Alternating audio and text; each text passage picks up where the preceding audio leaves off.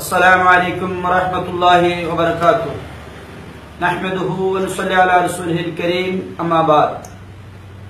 চট্টগ্রাম জেলার অন্তর্গত আনোয়ারা উপজেলাধীন পোস্কাইন গ্রামে যুগশ্রেষ্ঠ ওলিয়ে কামেল, আধ্যাত্মিক জ্ঞান সাধক, প্রখ্যাত সাহিত্যিক ও কবি আল্লামা হযরত শাহ সুফি আলী রাজা প্রকাশ কানুশা রাহমাতুল্লাহ আলাইহি স্মরণে আগামী 14 জানুয়ারি তারই নির্দেশিত পবিত্র বিশু ও উরুস মুবারক উপলক্ষে বাবাজান কেবলার আওলাদ তথা শাহজাদাগণের জবানিতে তাহার সংক্ষিপ্ত জীবনীমূলক আলোচনা অনুষ্ঠানে বিভিন্ন দিক নিয়ে আলোচনায় অংশগ্রহণের জন্য উপস্থিত আছেন পোস্কাইন দরবার শরীফের সাহেবজাদাগণ। সর্বপ্রথমে বাবাজান কেবলার দ্বিতীয় পুত্র হযরত এরশাদুল্লাহ মিয়া রাহমাতুল্লাহ আলাইহির আওলাদ মালিক মঞ্জিলের সাহেবজাদা শাহজাদা মাওলানা শাহরিয়ার কামাল সাদিক রাজার কাছে জানতে চাইব বাবাজান কেবলার জন্ম ও ওয়াফাত প্রসঙ্গে। বিসমিল্লাহির রহমানির রহিম। মাওলায়া সাল্লি দাইমান আবাদান। নবুয়তের সময় শেষ হয়ে যাওয়ার পরে ভারতীয় উপমহাদেশে ইসলাম প্রচারের ক্ষেত্রে যে অন্যতম কতগুলো ওলিয়ে কেরামের মধ্যে সাধকের মধ্যে অন্যতম হলো যুগশ্রেষ্ঠ ওলি ইসলামিক দার্শনিক হযরত শাহ সুফি আলী রাজা কানুশা রাহমাতুল্লাহ আলাইহি, যার নাম হলো হযরত শাহ আলী রাজা রাহমাতুল্লাহ আলাইহি, উপনাম কানুশা রাহমাতুল্লাহ আলাইহি। জন্ম 1759 ইংরেজি, 1165 বাংলা। 17 শ্রাবণ রোজ সোমবার তিনি এ ধরায় আগমন করেন। জন্মস্থান গন্তব্য জোয়ার, যা বর্তমান উস্কাইন গ্রাম নামে খ্যাত। পিতা হযরত শেখ মোহাম্মদ শাহজি মিয়া রহমতুল্লাহ আলাইহি, মাতা হযরত সৈয়দা জুবাইদা খানম পরান বিবি রহমতুল্লাহ আলাইহি। বাবাজান কেবলার পিতৃবংশ এসেছে খলিফাতুল মুসলিমিন হযরত আবু বকর সিদ্দিক রাদিয়াল্লাহু তাআলা আনহু। মাতৃবংশ এসেছে সৈয়দনা ইমাম হুসাইন রাদিয়াল্লাহু তাআলা আনহু। বাবাজান কেবলার পীর সাহেব কেবলা ছিলেন হযরত শাহ কিয়ামউদ্দিন আউলিয়া রাদিয়াল্লাহু তাআলা আনহু। যেহেতু অন্যান্য ওলিগণের মধ্যে বাবাজান কেবলা ছিলেন একটু ব্যতিক্রম ধর্মী, যেহেতু তিনি 36 বছর সাধনের মাধ্যমে আল্লাহ এবং তার রাসূলকে রাজি করেছেন। এই 36 বছর তিনি একত্রে সাধন করেননি। প্রথম 12 বছর, দ্বিতীয় 12 বছর, তৃতীয় 12 বছর, 36 বছর। যখন শৈশবে আধ্যাত্মিক জ্ঞানের নিমিত্তে বাবাজান কেবলা রুটি এবং পানি নিয়ে তার পাথেয় নিয়ে যখন বনের দিকে গন্তব্যের দিকে ছুটে চললেন, তখন তিনি ফলমূল ভক্ষণ করে তার জীবনযাপন অতিবাহিত করতে লাগলেন। একদা সন্ধ্যায় তিনি বাঘের পিঠে চড়ে যখন ঘরে আসলেন, ঘরে এসে তার মাতা সৈয়দা পরান বিবি যখন স্নেহবৎস সন্তানের কণ্ঠ শুনল এবং জিজ্ঞেস করতে চাইল তার সাধনের বিষয়কাল সম্পর্কে, তিনি বললেন, কিন্তু তার মা দুঃখ প্রকাশ করলেন এবং বলল, হে বৎস, তুমি তো তোমার সাধন পরিপূর্ণ হয়নি, তুমি অন্যথায় গাছের ফল মূল পাতা ছিঁড়ে তাদেরকে কষ্ট দিয়েছ। এই কথা শুনে বাবাজান কেবলা আর অন্য কোন বাক্য ব্যয় না করেই পুনরায় চলে যান বনে সাধনের জন্য। তারপরের 12 বছর পরে তিনি আবার আসলেন এই ঘরে এসে তিনি যখন তার তেহারা তার হৃদয়কে পরিতৃপ্ত করতে পারেনি, সে 24 বছর সাধনে তিনি পুনরায় আবার চলে যান আল্লাহ এবং তার রাসূলকে রাজি করার উদ্দেশ্যে বনের মধ্যে। সেই দীর্ঘ 12 বছর পর আবার আসলেন। এখন 36 বছর পার হলো। এর 36 বছর পার হলো, 36 বছর পার হলো। 36 বছর পার হওয়ার পরেই তিনি আল্লাহ এবং তার রাসূলকে রাজি করে আল্লাহ পাক তাকে আধ্যাত্মিক অনেক ক্ষমতা দান করেছেন। তারপরে তিনি তার মাধ্যমে প্রকাশিত হয়েছে অনেক অলৌকিক কর্মকাণ্ড এবং অলৌকিক ক্ষমতা, যা আমাদের পরবর্তী বক্তাগণ আপনাদের সামনে সুন্দরভাবে তুলে ধরবেন। তার মাধ্যমে রচিত হয়েছে অনেক কাব্যগ্রন্থ, অনেক রচনা এবং বাবাজান কেবলা 8টি বিষয়ে এবং 8টি ভাষায় তিনি তার কিতাব সমূহ লিখেছেন। এই পরবর্তী বক্তা এগুলো নিয়ে লিখবে। বাবাজান কেবলার ওফাত সম্পর্কে আমার কাছে জানতে চাওয়া হয়েছিল।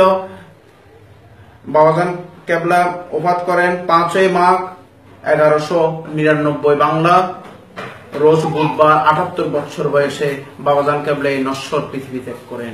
আরেকটি ঘোষণা রয়েছে, আগামী আসছে 14 জানুয়ারি 29 পৌষ বাবাজান কেবলার জাহির নির্দেশিত বিশু মোবারক আনোয়ারা থানার অন্তর্গত ওসখান গ্রামে ভাব ও গাম্ভীর্য সহকারে মহাসমারোহ অনুষ্ঠিত হবে। অত্র দরবারের সকল ভক্ত আশেকান মুরিদান বৃন্দকে আসার জন্য দাওয়াত দেওয়া হলো। আসসালামু আলাইকুম ওয়া রাহমাতুল্লাহি ওয়া বারাকাতুহু। এই পর্যায়ে বাবাজান কেবলার প্রথম পুত্র হযরত আমিনুল্লাহ মিয়া রহমতুল্লাহ আলাইহির আওলাদ রশিদ মঞ্জিলের সুযোগ্য শাহজাদা মাওলানা আব্দুল কাদের চাঁদ মিয়ার কাছে জানতে চাইব বাবাজান কেবলার সাহিত্য জীবন সম্পর্কে।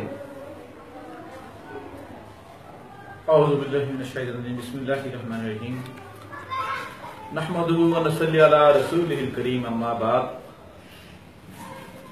আগামী 12, 13, 14 জানুয়ারি হযরত শাহ আলী রাজা প্রকাশ কানু মাওলার বিশু এবং রোশ উপলক্ষে আয়োজিত আজকের এই দরবারের শাহজাদাগণকে সাথে নিয়ে শাহ আলী রাজার সংক্ষিপ্ত জীবনী আমার পূর্ববর্তী বক্তা মালেক মঞ্জিরের শাহজাদা শাহরিয়াল কামাল সাদিব রাজা উনি জন্ম নিয়ে বৃত্তান্ত আলোচনা করেছেন। আসলে শাহ আলী রাজা প্রকাশ কানু মাওলা রহমতুল্লাহ আলাই উনি একজন জগৎ বিখ্যাত, বিশেষ করে এই পাক ভারত বাংলাদেশে আউলিয়া ইকরাম ইসলাম এনেছেন। তন্মধ্যে শাহ আলী রাজা হলেন ইসলাম প্রচারে এই বাংলাদেশের মধ্যে অন্যতম ওলি। তার জীবনীতে দেখা যায় তিনি 36 বছর সাধন করেছেন। অন্যদিকে তিনি প্রচলিত আছে 36টি ভাষায় কিতাব লিখেছেন। তার সবচেয়ে যে ভাষায় তিনি কিতাব লিখেছেন তার মধ্যে ফার্সি ভাষায় উনি বেশি কিতাব লিখেছেন, আরবি ভাষায় লিখেছেন, বাংলা ভাষায় লিখেছেন, উর্দু ভাষায় লিখেছেন। বাংলার মধ্যে উনি 8টি ভাষায় কিতাব লিখেছেন। তার মধ্যে মুদ্রামি ভাষা, সংস্কৃত ভাষা, ফালি ভাষা, আর্য ভাষা সহ উনি এই বাংলা ভাষার মধ্যে যত প্রকারের ভাষা রয়েছে বিশেষ করে উনি কিতাব লিখেছেন। ওনার বর্তমানে ওনার যে কিতাব রয়েছে তার মধ্যে জ্ঞান সাগর নামক একটি কিতাব সম্পাদনা হয়েছে মালাং মঞ্জিলের পক্ষ থেকে। আর ওনাকে নিয়ে গবেষণা হয়েছে অনেক। ওনাকে নিয়ে গবেষণা করেছেন ডক্টর আহমদ শরীফ, বিশেষ করে আব্দুল করিম সাহিত্য বিশারদ ওনার সম্পাদনায় এই জ্ঞান সাগর সম্পাদনা করেন। বিশেষ করে হযরত শাহ আলী রাজা রহমতুল্লাহ আলাইহির মধ্যে উনি যে কিতাব লিখেছেন তার মধ্যে দেখা যায় একটি কিতাবের নাম হলো তারিখে রাসূল সাল্লাল্লাহু আলাইহি ওয়াসাল্লাম। উনি এই রাসূল ইসলামের জীবনী নিয়ে যে কিতাব লিখেছেন আমি মনে করি এটি যদি প্রকাশ পায় ইনশাআল্লাহ আমাদের এই মুসলিম সমাজের মধ্যে আশিকে রাসূলের মধ্যে একটি খোরাক হবে। বিশেষ করে ওনাকে নিয়ে ওনার জীবন নিয়ে অনেকজন অনেক কিতাবের মধ্যে আলোচনা করেছেন। তার মধ্যে আমার সামনে যে কিতাব রয়েছেন আহমদ শরীফ বাংলা ও বাংলা সাহিত্য, ওনার কিতাবে শাহ আলী রাজা সম্পর্কে আলোচনা করেছেন। বাংলার ইতিহাস সুলতানি আমল ডক্টর আব্দুল করিম উনি আলোচনা করেছেন। ডক্টর মোহাম্মদ শহীদুল্লাহ, ডক্টর মোহাম্মদ আহমদ শরীফ সহ বাংলাদেশের প্রখ্যাত কবিগণ, প্রখ্যাত লেখকগণ উনি বিশেষ করে এই আলোচনা করেছেন। আমি বলতে চাই শাহ আলী রাজা একজন 18 শতকের অন্যতম কবি। উনি ওনার সময়কালে উনি বাংলাদেশের ইতিহাসে উনি বাংলাদেশের সেই 18 শতকের মধ্যে অন্যতম কবি ছিলেন। উনি অনেক দাওয়াতের কিতাব লিখেছেন। বিশেষ করে উনি আমাদের মধ্যে যে ইসলামের হাবনামা, রাক্তালনামা সহ সিরাজ কুলুব, জ্ঞান সাগর সহ অনেক কিতাব লিখেছেন। ওনার ইসলামের মধ্যে অনেক অবদান অপরিসীম। বিশেষ করে ওনার একটি উল্লেখযোগ্য দিক হলো, উল্লেখযোগ্য কারামত হলো হযরত শাহ আলী রাজা রাহমাতুল্লাহ আলাইহির বিশু মুবারক। আমরা যে আগামী 12, 13, 14 জানুয়ারি 3 দিন ব্যাপী যে আমরা যে বিশু মুবারক পালন করতে যাচ্ছি এটা হলো ওনার উল্লেখযোগ্য কারামত। কেননা সারা বিশ্বের মধ্যে যত আউলিয়া কেরামের ওরস হয় উনি আমাদেরকে শিক্ষা দিয়েছেন। উনি আমাদেরকে মহান রব্বুল আলামিনের সান্নিধ্যে পাওয়ার জন্য, মহান রব্বুল আলামিনকে পাওয়ার জন্য উনি একটা নির্দিষ্ট দিন করেছেন। সারা বছরের মধ্যে উনি দুইটা দিক আলোচনা করেছেন, একটি হলো পৌষ বিশু, একটি হলো আষাঢ় বিশু। পৌষ বিশু পৌষের শেষ 3 দিন, আষাঢ় বিশু আষাঢ় শেষ দিন। আমরা শাহ আলী রেজার যে আমরা মুরিদানরা যারা রয়েছেন, ভক্ত যারা রয়েছেন, তারা এই পৌষ বিশু আমরা পালন করে থাকি। আর বিশেষ করে শাহ আলী রেজা রাদিয়াল্লাহু উনি বিশেষ করে ওনার সাহিত্য জীবনের মধ্যে দেখা যায় উনি বিভিন্ন প্রকারের কবিতা, উনি বিভিন্ন প্রকারের গান নিয়ে আলোচনা করেন। বিশেষ করে শাহ আলী রেজার জ্ঞানসাগর যে কিতাবটি সম্পাদনা করেন, শাহ আলী রেজা উনি আব্দুল করিম সাহিত্যিক বিষয়টি সম্পাদিত। ওনার এই শাহ আলী রেজার যে কিতাব লিখেছেন, ওনার প্রথম পন্থী হলো জিজ্ঞাসিল শাহ আলী রসুলের পাশ কি কর্ম হইল হৃদয় প্রকাশ। এরকম উনি অনেক কিতাব লিখেছেন। আর ওনার আরেকটা বিষয় উল্লেখ হলো ওনার একটি কবিতা মনের মহিমা, একটি কবিতা ছিল, সেটা আগে আমাদের এই এসএসসিতে মাস্টার্সে সেটা পাঠ্য বই অন্তর্ভুক্ত ছিল, মনের মহিমা এই কবিতাটি। পরবর্তীতে এই কবিতাটি বাংলাদেশ সরকার এই কিতাব বাংলাদেশ অধ্যয় থেকে নিয়ে যায়। আর ওনাকে নিয়ে গবেষণা হয়। বর্তমানে ওনার কিতাব রয়েছেন কলকাতা বঙ্গীয় সাহিত্যের মধ্যে, ওনার অনেক কিতাব রয়েছে, ঢাকা বাংলা একাডেমির মধ্যে অনেক কিতাব রয়েছে, ওনার কিতাব চট্টগ্রাম বিশ্ববিদ্যালয়ের মধ্যে রয়েছে, ওনার কিতাব আমাদের আলাউদ্দিনের কাছে রয়েছে। ইনশাআল্লাহ আমরা আমাদের এখানে একটি শাহ আলী রেজা গবেষণা কেন্দ্র হবে, সেখান থেকে ওনার অপ্রকাশিত যত কিতাব রয়েছে আমরা এই অপ্রকাশিত কিতাবগুলো আমরা অতি সত্বর আমরা সবাই মিলে এই অপ্রকাশিত কিতাবগুলো আমরা প্রকাশ করব। বিশেষ করে আমরা এই যারা লাইভে আছেন আপনাদের থেকে বিভিন্ন কমেন্টের মধ্যে আমাদেরকে প্রশ্ন করতে পারেন, আমরা সেই প্রশ্নের জবাব দিব শাহ আলী রেজা সম্পর্কে।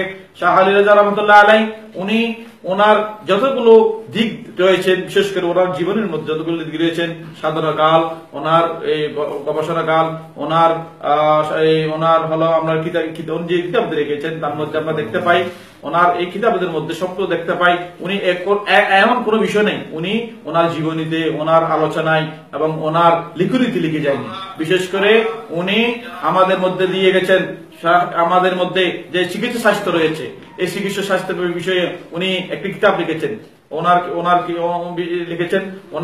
ওনার জীবনে দেখা যায় উনি আমাদের মধ্যে যে পঞ্জিকা রয়েছে বিভিন্ন তারিখ নিয়ে উনি একটি পঞ্জিকা লিখেছেন।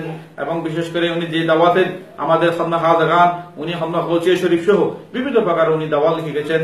এবং আমাদের জন্য উনি অনেক একটা নিয়ামত হয়ে আজকে এই বাংলাদেশের মধ্যে, বিশেষ করে আমাদের আনোয়ার থানার অন্তর্গত কোষখান গ্রামে উনি সাহিত্যে আছেন, আমাদের জন্য নিয়ামত স্বরূপ রয়েছেন। আমাদের জন্য নিয়ামত স্বরূপ হয়ে এখানে সাহিত্য আছেন। আমরা যারা দরবারের আওলাদগণ আছি, আমরা যারা শাহাদাগণ আমরা যেখানে উপস্থিত হয়েছি, আমরা বলতে চাই আপনারা আগামী 12, 13, 14 জানুয়ারি বিশেষ করে প্রধান দিবস 14 জানুয়ারি শেষ বিশুতে উপস্থিত হয়ে আমরা মহান আল্লাহর ওলির ফয়েজ বরকত হাসিল করুন এবং ওনার বিষয় সম্পর্কে জানুন। আমরা যে বিষয় মোবারক উদযাপন করব সেই বিষয় সম্পর্কে আপনারা জানুন। আপনারা দরবারে আসুন। বিভিন্ন বাংলাদেশের মধ্যে যে দরবার রয়েছে, আমরা হলো তার মধ্যে একটি ব্যতিক্রমী দরবার, কেননা আমাদের দরবারের মধ্যে রয়েছে আমরা ইসলামী শরীয়ত মোতাবেক চলার চেষ্টা করি।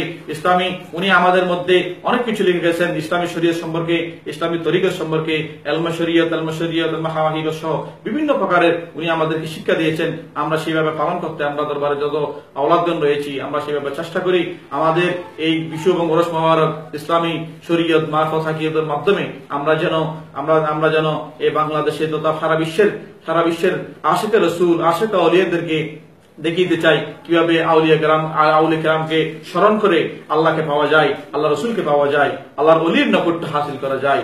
আমরা সেই দিক দিয়ে আমরা অশাইন দরবার শরীফ আমরা সেই দিক দিয়ে আমরা বিভিন্ন প্রকারের অনুষ্ঠানাদি আয়োজন করে থাকি।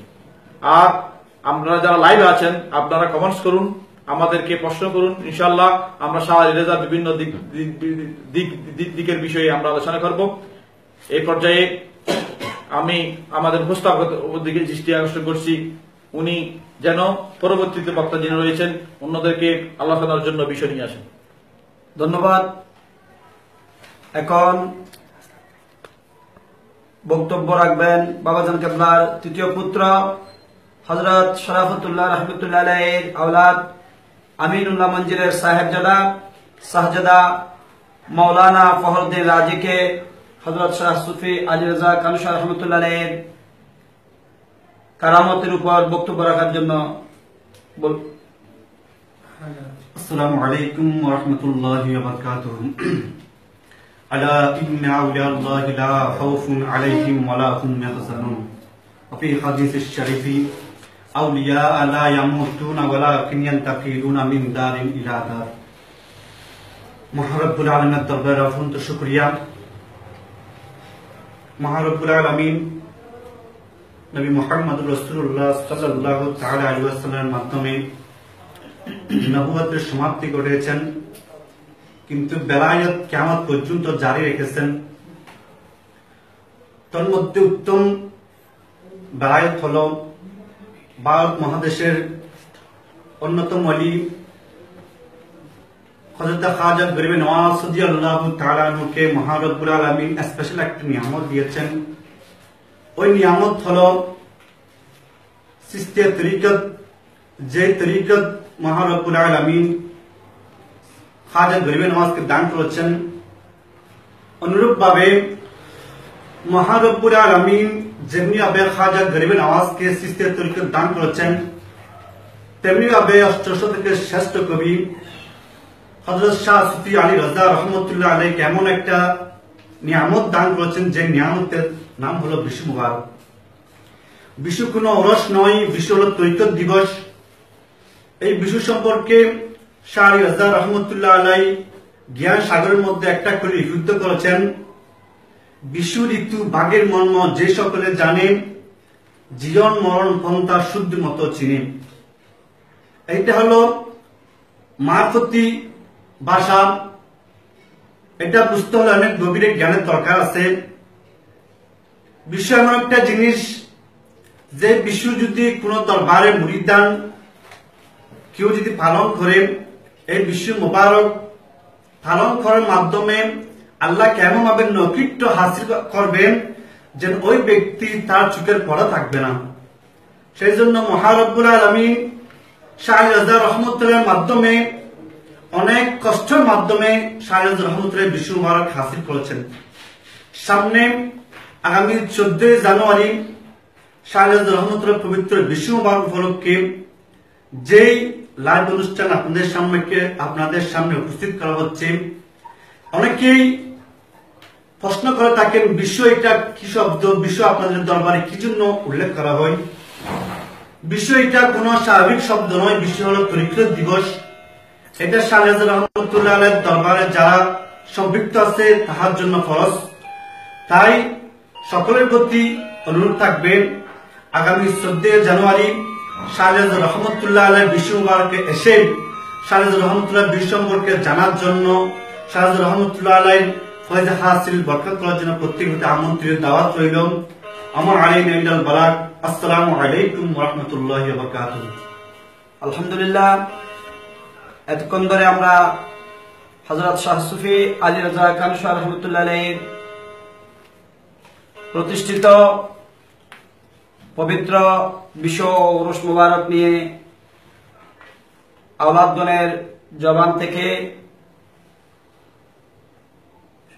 শুনলাম। আগামী 14 জানুয়ারি সবাইকে পবিত্র উরুস মুবারকের দাওয়াত দিয়ে আজকের মতো আমরা বিদায় নিচ্ছি। ইনশাআল্লাহ পরবর্তীতে কোনো এক সময় আবার আপনাদের সম্মুখে হাজির হব। আসসালামু আলাইকুম ওয়া রাহমাতুল্লাহি ওয়া বারাকাতুহু।